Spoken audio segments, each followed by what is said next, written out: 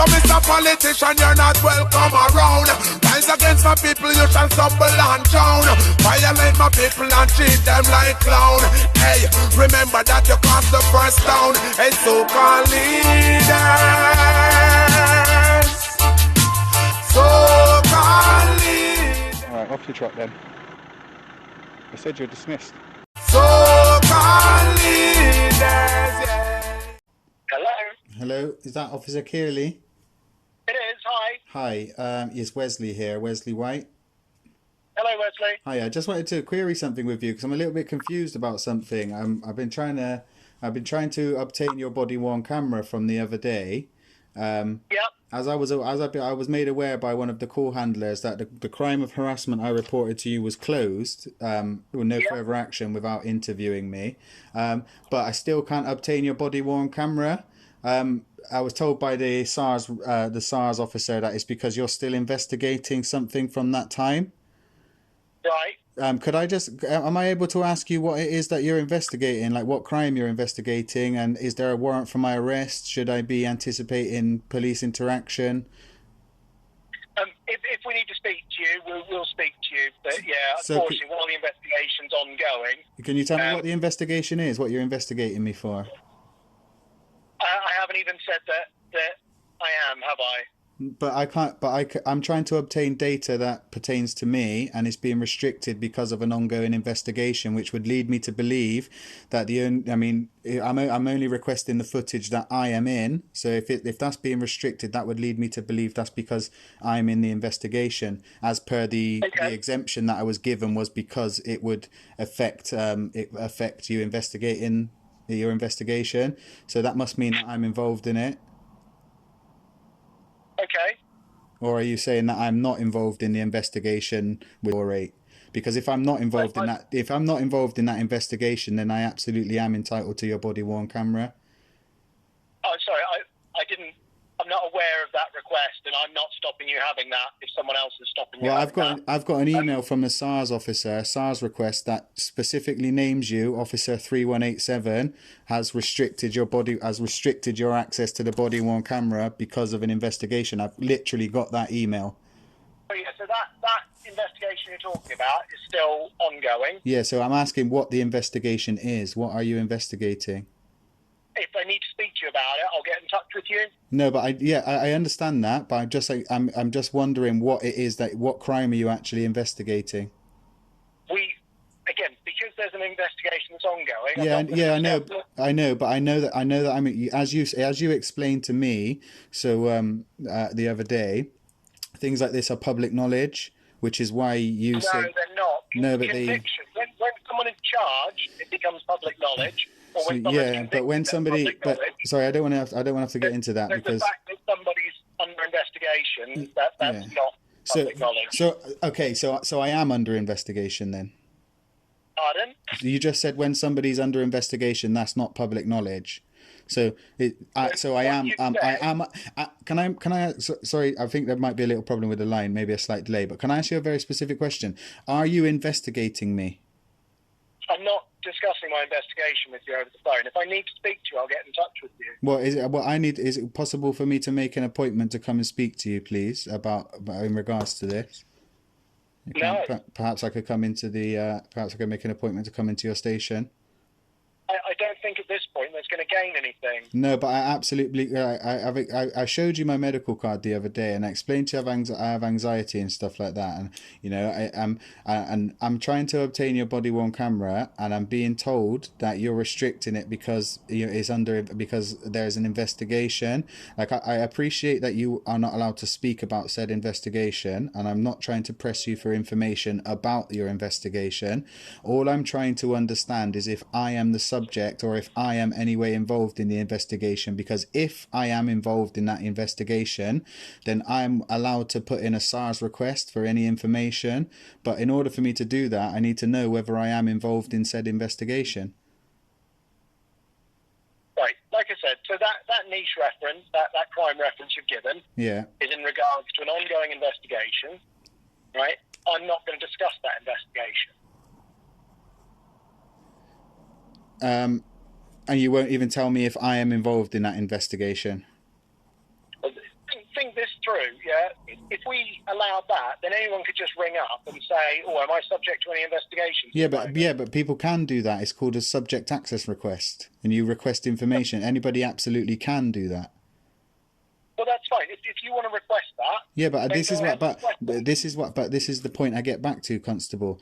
If I request it, if I send off this number and I request it, and I am not a part of that, okay, then I am trying to obtain information that doesn't pertain to me, which I don't want to do, which is why I'm just asking you just to say to me whether I am involved in that investigation or not. Because if I'm not involved in the investigation, then I absolutely have no business in freedom of information requesting that crime. Right. Ultimately, again, I'm not discussing my investigation with you at this stage. If I want to speak to you about it, if I need to speak to you about it, then I'll touch with you and I'll organise an interview. May I have your sergeant's number, please, and name, shoulder number and name. So the complaints process is straightforward. No. I'm not trying to make a complaint. Sorry, excuse me, PC. I'm not trying to make a complaint. I'm just asking if you could please give me your sergeant's shoulder number and name. So my line manager is Kai Hendy, and his collar number is 4697. What's it? 4697. What's his rank? Yeah. What's his rank? Sergeant. Just ask for a sergeant. Okay, yeah. Just because you said line manager, I wasn't sure whether that was. What did you say his name was again? Sorry. Kai Hendy. Hendy. Is that Heandy or Hendy? Hendy. Hendy. All right. Is he on duty today? You guys are all on duty at the same. Oh, you guys aren't on duty at the same. Well, who's the ranking officer that you're reporting to today, Kearley? So that will be the acting inspector on the district. Which is. So if you want to get in touch with them, you call 101. No, who's 208 Cannon? I have no idea. Well, who you know when you went into your briefing this morning, before you started your shift, who briefed you? What officer briefed you? Sorry, I'm not going into operational information. No, I'm not trying to obtain operational information. I'm trying to speak to an officer who can clarify my worries and my fears. And you're absolutely not doing that. So I'm not trying to be rude. I'm just trying to obtain an officer's details who will actually speak to me. Yeah, and I'm trying to give you that. So the best way to get that is call 101. Because I've been calling 101 for days trying to get hold of you. Okay, could you just please? I need a specific number to ask for. So, can you tell me who would you? If there was an incident today where you needed to contact a superior officer, who is that superior officer that you would contact? And please, can I get their contact detail? No, I'm not giving operational information. I'm not asking you for operational information. I'm asking you for contact information. So you just call 101, and then the appropriate. But I don't know who I'm asking for. Will be allocated. You just advise that you're not happy with the response you're getting from me, and then they will forward it on to an inspector. No, because what they'll do is because what you're trying to instruct me to do is to make a complaint, and that's not what I'm trying to do. I don't want to make a complaint at this point. That's fine. Well, I just want to speak to somebody who can explain, because you say you've got an ongoing investigation, and I don't know what's going on here. Like I have absolutely no idea what's going on. Like is there gonna be a situation where I could potentially break the law? Like, you have to inform me of things. I have a right to know whether there are things that may affect my life. You know, and one of those things is if I go somewhere or do something and I get arrested for going there or doing said thing because I am unaware of an ongoing investigation, that's not fair on me, Constable. You need to inform me and have me understand what's happening. Right, so you've been served with the CPW, haven't you? Is that by you? No. Okay, because I don't know who served it. There's no name on it. I know who brought it to the house, but I don't know who it's from. So I believe, so that officer's come out and served that CPW on you. But who's the CPW from? Do you know? Are you aware? No. Who does it say on the form? Or? It says it doesn't say a name. It says Avon and Somerset Police and Bristol City Council, but it doesn't say who actually served it. So that's who it's from. So it's from Avon and Somerset Police and Bristol City Council. Okay. So if you're concerned about committing offences, then abide by the terms of the CPW. Yeah, but okay, so you might be able to clarify the CPW then for me, because there are two things on it that I don't understand. Well, three things actually.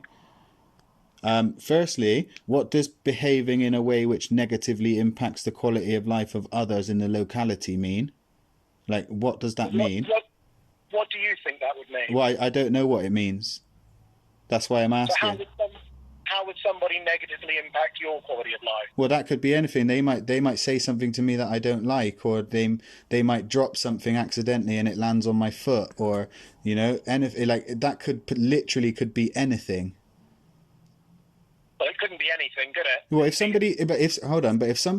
if somebody trips over a stone on the floor and drops a box they're carrying and it lands on my leg, that is going to negatively impact my quality of life. So would that mean that essentially if I tripped over and dropped something and it landed on somebody, would I then be breaching my CPW? It's a very interesting question. I think ultimately that would be down for a court to decide at the end of the day. So ultimately then I could be arrested for anything, or I could be breaching it by doing anything, is what you're saying. If you're doing something that if I'm doing something that anybody sorry, what did you say? Potentially it could be deemed as a breach, yes. So if I do anything that could so that's going to stay as vague as that. Well, you can imagine it's not exactly an exhaustive list. No, but it's just very vague, like not behave in a way which negatively impacts the quality of life of others. So let's say, for example, something like a protected activity. Let's say I was preaching in town, right? And I was preaching and somebody didn't like that I was speaking about God, right? Would that be construed as acting in a way which negatively impacts the quality of life? Because obviously doing that is I'm allowed to do it, and that's my lawful right to preach if I wish. I don't know. But you need to know. But you need to inform me of this, because I need to know. I know you don't know, but I don't know that you don't know. You have a hand in issue in the CPW, but I absolutely do need to know. Otherwise, because if I don't know, how am I ever going to know if my actions are breaching my community protection warning if I don't even know what the actions are? Like, not behave in a way which negatively impacts the quality of life of others in the locality. Like, literally, what does that... Like, because these CPWs are supposed to prohibit you from doing specific things. So, what is the specific thing there? I think it goes on further to mention specifics. It says this. I got it in front of me. I can read it to you. It says, this includes behaving aggressively or in an intimidating way, shouting and swearing. The reason why I didn't bring that up is because that quite clearly says, this includes behaving aggressively or in an intimidating way, shouting and swearing. So that's saying don't behave aggressively, don't act in an intimidating way, don't shout, don't swear. That's clear, right? But not to behave in a way... Not to behave in a way which negatively impacts the quality of life of others in the locality, right? This includes would suggest that there are other things as well as behaving aggressively in an intimidating way, shouting and swearing. So I'm wondering what those other things are, because you have to specifically tell me.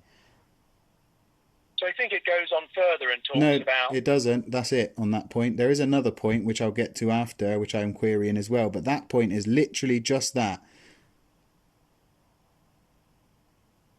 Okay, like I said, I didn't write that. No, but who wrote it then? So I can ask that person who wrote it, because I need to be. You understand what I'm saying, Constable? I need to understand what's happening here. In order for me to stick to it, I have to understand what it's saying. So I need somebody to tell me what it's saying. My suggestion would be don't engage with those council staff and those council appointed people. No, but it doesn't. No, but that's what you say. But that is what you say. That's your perception, right? But that doesn't protect me at all, because if another officer perceives it in a different way, it could be totally different, which is why I need clarity on the exact point. I mean, and let me go on to point 3, right? You must leave immediately the grounds public or private property when asked to do so by staff, right? How can anybody have the right to tell me to leave public land?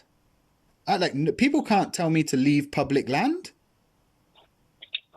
So that order, that warning, one of the conditions is that you need to follow that request if you're asked to leave. Yeah, leave public land. Yeah. If I'm asked to leave public land, I have to do so. Yes. For what reason? Probably because your behaviour there is having a negative impact on people's quality of life. No, but that's a totally different. No, this is the thing where it's confusing. That's a completely separate point. There's an actual separate point which says do not do that, right? And then there's a separate point which says you must leave the grounds public or private. So what you're saying to me is, to clarify, that in order for me to be arrested or for me to breach point 3, I have to also be breaching point 2. Is that what you're saying? No, I'm not saying that at all. So can you explain that to me then? Can you explain what I'm not supposed to do, please? Because I have absolutely no idea. The only point what is clear to me, which I don't agree with, by the way, but the only point which is clear to me is not be within 100 meters or enter a police premises. That's the only thing that is very clear cut. The other two don't make. They're so vague. Like, what is that? What does that mean? What does not behave in a way which negatively impacts the quality of life of others in the locality? Also, what locality? Like, where does this pertain to? Because I've been looking online, and these community protection warnings are meant to be for particular areas. So are we talking just Broadmead? Are we talking, is this just to do with the litter wardens? Like, I don't even know why I've been issued this. I don't even know what this has been issued for. So when the officer gave it to you, did she speak with you? No, she left it in my letterbox. Oh, right. Did she try to speak to you? It's irrelevant. I need to say. What do you mean it's irrelevant? It's irrelevant if she tried to speak to me or not. The law says that you have, when you're serving, it doesn't matter, right? But the thing is you guys have to, even if it is obviously apparent, yeah, you have to make sure that I understand it. And I'm quite openly stood here, I'm quite openly on the phone, not only just to you now, but multiple times. I've quite openly and categorically said, I do not understand what you are restricting me from doing. I do not understand what this warning is telling me not to do, right? So I need somebody to clarify with me exactly what it is that I'm not supposed to do. Because I have no idea. And like I said just now, I don't even know. I think the officer that tried to serve it to you, they've been there to clarify and explain the situation. No, she didn't know. What is it? What can you tell me? What is this served for? What's this warning served for? Sorry, like I said, I haven't served it, all right? And I'm trying to help. Yeah, but you. I don't have it in front of me. No, but would you like? I can read it. I can read it to you now. Then, like. No, it's not going to help. Well, can you tell me? You might be able to tell me this then, because you said just now that it's telling me not to go anywhere near the litter wardens, right? And I hadn't mentioned those wardens before that point. You bring them up. So, is this to do with the litter wardens in town? So, I think that order says not to approach. No, it doesn't. Council staff and appointed people, doesn't it? No, it doesn't. It doesn't. It doesn't. No, it doesn't. It tells me not to be within 100 meters of a police station, not to behave in a way which negatively impacts the quality of life of others in the locality, and I must leave immediately the grounds public or private property when asked to do so by staff, which includes security, police officers, police staff, PCSOs, council appointed officials or military personnel, and you are to leave without using intimidating or obstructive behaviour, nor language such as abusive swearing or shouting, and you are thereafter not to return. That's all it says. It doesn't tell me not to record anyone. Doesn't tell me It doesn't tell me to do anything apart from not be within 100 meters of a police station. The other two things, I don't know what it's saying. I don't know what that means. I think if you have a bit of reflect upon that and think about the things that would affect the quality of your life. No, but that's subjective, sir. Like what would affect the quality of my life might not affect the quality of someone else's life. Well, let me give you an example. If you were busy doing your job. So this is to do with the litter wardens then. Pardon? This is to do with the litter wardens. This isn't just to do with litter wardens. What else? There's other people who have been affected, aren't there? But this is what I'm asking. Who? I can't tell you all that. Sorry. again, this is where we come back to. I'm not the person I discern. Okay, exactly. Then we come back to the bit where I said, "Well, can you tell me who that person is?" And you refused. You said you're not going to tell me anything about your investigation. No, so sorry, you're not going to give me any operational whatever you said. So that officer that came to serve it to you. She's the one that issued it. Yeah, Fisher, 1327 Fisher. Right, well, there you go. That's the person to speak to. So she's the one that wrote it, yeah? I don't know who wrote it. No, but you just...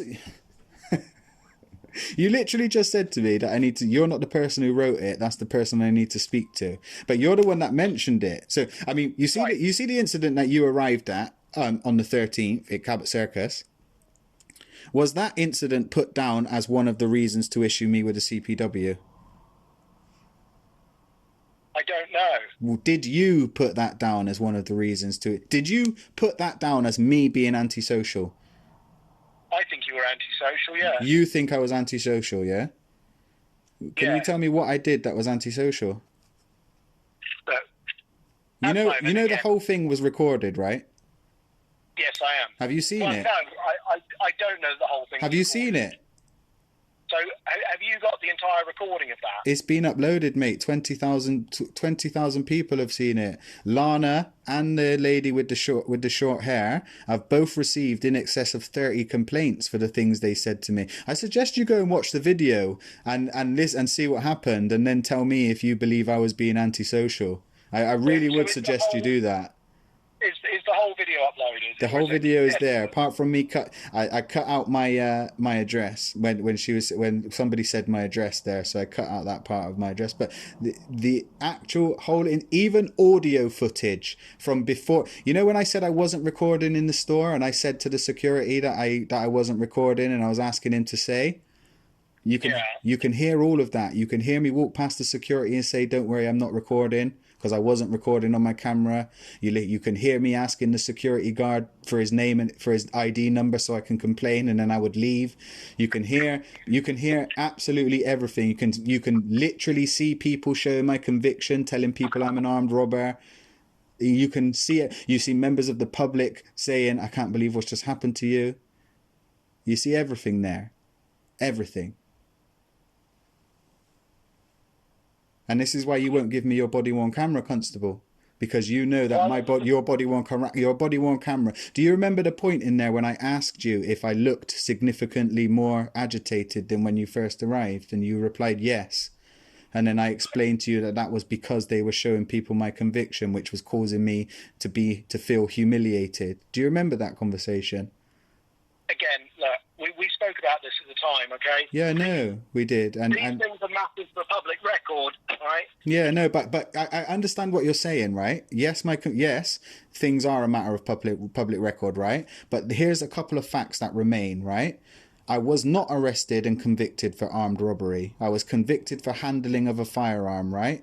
Slander, which is a crime, is unspoken word, which are untrue, which have a detrimental effect on a person's reputation. Now, people believing me, an armed robber, will absolutely have a detrimental effect on how people view me. Secondly, when people use something, whether it public record or private, when they use something with the intention of coercing public opinion or with the intention of causing somebody to feel humiliated or intimidated, that is absolutely harassment, Constable. That is the absolute definition of harassment. I think one of the bits about harassment that you're missing is any harassment also requires a course of conduct. Listen. I'll read you. I've got it right here. A person must not pursue a course of conduct which amounts to harassment of another, and which he knows or ought to know amounts to harassment of another. And then the definition of harassment. Harassment is unwanted behavior which you find offensive or which makes you feel intimidated or humiliated. That is the actual legal definition of harassment, right? Now, I am telling you, and I told you on the scene, right, that by those people telling people that I am an armed robber, which I am not, makes me feel humiliated, in a huge, huge capacity. I told you that. You accepted on the scene that I was visibly more agitated than when you arrived on the scene. I informed you there and then that that was because of the course of conduct that these members of staff were taking, and you chose to do nothing. I think you misunderstand what a course of conduct is. No, a course of conduct is something that you do. I'm going to go now, okay? Yeah, why do you guys always do this, man? Like, Constable? No, but Constable, just remember something, right? I would like you to remember that you took an oath to uphold fundamental human rights, right? And then I would like to tell you that Article 7 of the Human Rights Convention is an absolute right which clearly states there can be no punishment without law, which means one cannot be punished, restricted, or in any way made for their quality of life or their life to change based on something they've done which is a lawful activity. Okay? You took an oath, you stood there, and you took an oath to uphold fundamental human rights. But here you are, stood siding with a third-party company against the very person you swore to protect. Leslie, there's lots of people involved in this. No, there's not. And I've got a duty to protect. There's not loads of people involved. I don't know what company you think I'm here defending. You're defending 3GS, the private company who work in conjunction with Bristol City Council to enforce litter laws in town. That is exactly. Okay. That is absolutely exactly what I saw. I've got you on video laughing and joking with the litter warden. My advice to you remains the same, right? But you haven't given me any advice. I rang you. I just told you. I rang you asking to clarify this CPM, which you. Council employees around. Okay, don't film those council employees. But it does. My CPN. No, listen. Don't interfere with them doing their the job. CPN doesn't tell me not to film them. The CPW doesn't tell me not to film them. So if I want to film them, I'll go and film them. I'm allowed to film them. The MPCC guidance from 2020 December clearly states. It clearly states that there are no laws prohibiting photography and social media bloggers. Okay. The way that you are filming and the way that you're interacting with then tell me how. This is the point I'm trying to ask you in the first place. Explain to me exactly how. How? Right? Aggressive how? How? Give me dates of when. Your body language and your tone of voice. No. Listen, I offered you my medical card the other day. Because you always do this.